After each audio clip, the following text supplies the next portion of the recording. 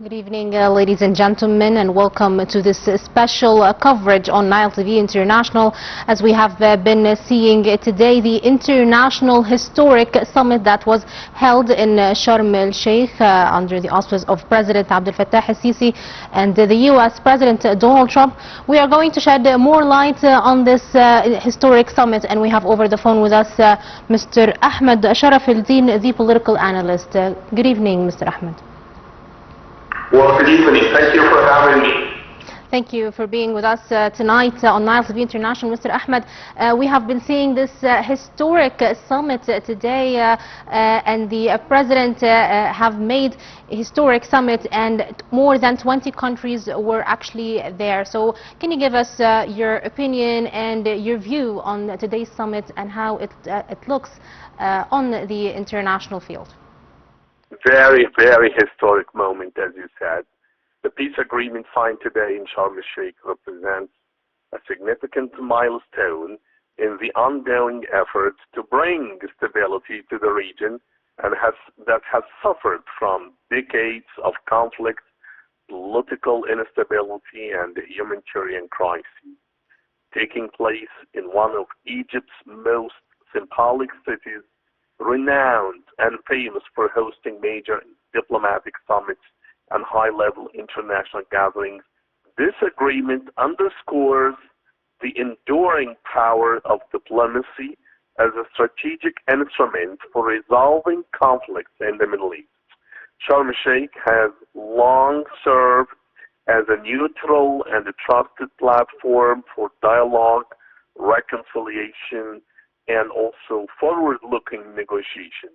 So by bringing together key regional stakeholders, international mediators, and political leaders from different ideological backgrounds, today's agreement aims to pave the way for sustainable peace and cycle violence and lay the groundwork for a new phase of cooperation between different parties. The timing of such agreement is particularly crucial. The region has recently experienced escalating instability marked by intense military operations, widespread displacement, and a deepening humanitarian crisis. The entire communities have been torn apart by violence, infrastructure has been severely damaged, and the political landscape has become more fragmented than ever. Against this backdrop, Sharm el-Sheikh peace deal functions on multiple levels. First, it offers a structured political pathway out of the prolonged confrontation rather than relying on temporary truces or ad hoc humanitarian pauses. So this agreement provides a comprehensive framework that involves phased security arrangements, humanitarian guarantees, and mechanisms for political dialogue. Second, it signals to the international community that regional actors are ready to assume leadership in shaping their destiny rather than remaining passive recipients of external initiatives. Third, it opens the door to economic reconstruction, a large-scale humanitarian operations that are essential for building long-term peace and stability. So, in my humble opinion, what's happening today in Sharm el-Sheikh is really resonating globally. So, amid increasing calls from the UN, the European Union, the African Union, the major world powers for de-escalation and the revival of peace negotiations, we can see that the Sharm el-Sheikh agreement demonstrates that diplomacy can still produce tangible outcomes when there is sufficient political will. It sends a powerful message to millions affected by the conflict that hope is not lost and that the pursuit of peace remains a viable alternative to endless confrontation. Yes. Dr. Ahmed, Sharm el-Sheikh had been picked as the country to host this historic international summit, and Right. Sharm el-Sheikh was always promoted as the city of peace. So how do you evaluate the president's choice of picking Sharm el-Sheikh to be the place where this historic summit is being held? What kind of message is this, is it being sent to the world through this choice? Very clear message to the whole world. The message that Egypt is sending is that, as a historic advocate of the regional stability and one of the few countries maintaining strong diplomatic channels with all relevant parties, Egypt has utilized its unique geopolitical position to mediate between conflicting sides with the skill and patience. So, over the past several weeks, Egyptian negotiators have conducted intensive rounds of shuttle diplomacy, traveling between capitals, holding closed-door meetings, and maintaining continuous communication with international powers. Cairo's approach has been characterized by a careful balance between firmness on crucial security issues such as border control, ceasefire monitoring, and disarmament guarantees, and flexibility on humanitarian and political dimensions. Yes. Such dual strategy ensures that the agreement addresses both the urgent needs on the ground and the long-term objectives of sustainable governance and regional security. So Egypt's diplomatic credibility stems from its long history of engagement in the Arab-Israeli mediation, its pivotal role in previous ceasefire agreements, and its pragmatic ability to maintain dialogue with diverse actors. Egyptian intelligence and foreign ministry teams have spent months and months laying the groundwork for such a deal, coordinating closely with other regional actors such as Qatar, Turkey, United States, European partners, while also consulting with various Palestinian factions and Israeli officials. Yes. Their efforts bridge the gaps that external mediators often find it insurmountable, highlighting Egypt's unique capacity to act as a trusted intermediate negotiator.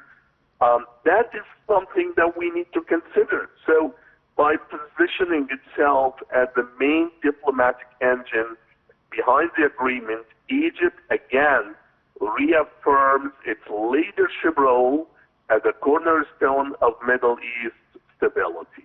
Yes, Dr. Ahmed, we are still talking about the Egyptian role.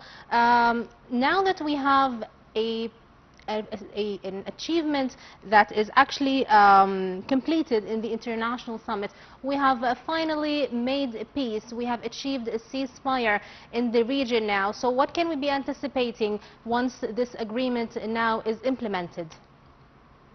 Well, I think what we can just anticipate now it is we are looking for more progress when it comes to the humanitarian aspect. We are looking for stability happening in the region. On the political level, it can also set the stage for more structured negotiations on long-standing issues that have fueled cycles of violence for decades, such as territorial disputes, governance arrangements, and the status of key cities and holy sites. The humanitarian implications of such agreements are equally significant. So by establishing safe humanitarian corridors and coordinated delivery mechanisms, aid organizations will be able to operate more efficiently, reaching vulnerable population with food, medicine, and essential supplies. Yes. This will not only alleviate immediate suffering, but will also build public confidence in the peace process. Yes, Dr. Ahmed, actually now that the ceasefire is implemented and Israel have received their hostages that have been held hostage in Gaza for over 2 years, and more than 1,700 Palestinian hostages as well were returned home. So what could be the challenges in front of the coming period? I think that one of the major challenges is just to keep and to hold such agreement, and also to find a way to build the trust. This is something very, very important, and also to reinforce the security concepts and the ceasefire, and also because, as you know, that many peace agreements sometimes fail not because of the content, but because of the weak implementation structure. So, and as you know, that this deal involved multiple phases like ceasefire, stabilization, humanitarian access, political dialogue, reconstruction. So we need to consider all of these elements. Let me just say also something else. It's more also about the humanitarian and reconstruction challenges. The agreement's credibility will partly hinge on whether people on the ground see tangible improvements in their daily life. So this depends on a massive and well-coordinated humanitarian and reconstruction efforts, which probably could face also many, many obstacles, like, for example, infrastructure damage, like mismanagement that can undermine the trust in reconstruction programs. We need to consider also another important part, which is the partial success that could lead to the stalemate. So the bottom line, the challenges in this deal are not insurmountable, but they are serious. The agreement's success will depend on clear mechanisms, credible guarantees, inclusive political engagement, and rapid humanitarian impact to build the momentum. And I'm very confident that Egypt's leadership, combined with consistent international backing and strong monitoring structures, will be central in navigating all of these challenges. Yes, Dr. Ahmed Sharaf, Deen, the political analyst, thank you very much for being with us tonight on Nile TV International. As we have seen, ladies and gentlemen, on this special coverage, we had the political analyst with us, Dr. Ahmed Sharaf, and he spoke with us about the great summit, the historic international summit that was held today in Sharm el-Sheikh city, the city of peace, and the final agreement was achieved, finally signed by President Abdel Fattah el-Sisi and U.S. President Donald Trump, the Qatari Emir Hamad Tamim bin Hamad, and the Turkish President Recep Tayyip Erdogan. Stay tuned for more updates on the matter, and thank you for watching.